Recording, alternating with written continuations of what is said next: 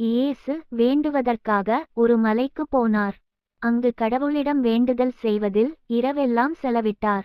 விடிந்ததும் அவர் தம் சீடர்களை தம்மிடம் கூப்பிட்டு அவர்களுள் 12 தேர்ந்தெடுத்து அவர்களுக்கு திருத்தூதர் என்று பெயரிட்டார்.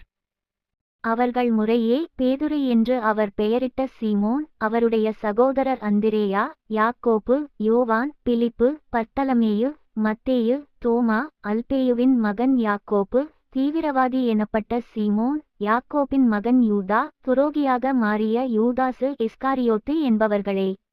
இயேசு அவர்களுடன் இறங்கி வந்து சமவெளியான ஓரிடத்தில் நின்றார்.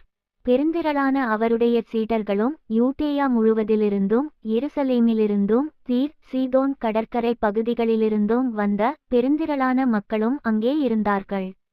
அவர் சொல்வதை கேட்கவும் தங்கள் பிணிகள் நீங்கி நலமடையவும் அவர்கள் வந்திருந்தார்கள்.